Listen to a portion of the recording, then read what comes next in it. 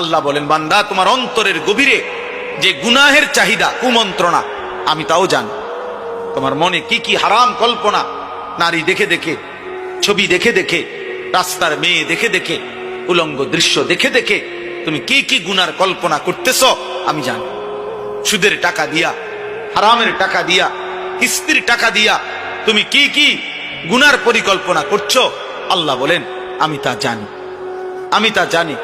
তুমি নারী নিজের রূপ দিয়া, যৌবন দিয়া কারে কারে দেখাইবার লেগে বাইরে বাইরে ঘুরতেছ, আমি জানি বানু। আল্লাহ বলেন আমি জানি, সব জানি, আমি সব জানি, আমি ছাড়বো না বানু, আমি ছাড়বো না, আমি ছেড়ে দেব না বানু। অতএব আমাদের জন্য এটা উচিত, আমরা যদি কেউ না ভাবি আখিরাত কার জন্য, এই কোরআন তাহলে কার জন্য নাজিল হলো বাবা?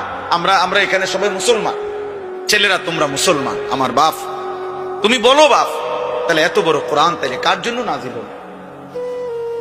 আমাদের নবী সাল্লাল্লাহু আলাইহি সাল্লামের 23 বছরের চোখের পানি কার জন্য? তাই তিনি কার জন্য তায়েফের রক্ত বহাইলেন?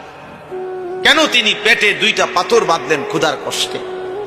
উহুদের যুদ্ধে তিনি দান দান শহীদ করলেন কেন বাপ? সারা রাত দাঁড়িয়ে থেকে ফজরের আজান পর্যন্ত নবী কাঁদতেন, চোখের পানি ফেলতেন। আম্মা জান আয়েশা বলছেন, হাত্তা তাওয়াররামাত কাদামাহু, নবীজির 2টা পা মুবারক ফুলে ফুলে যাইত, ফুলে যাইত, ফুলে যাইত, উম্মতের জন্য কাঁদতেন।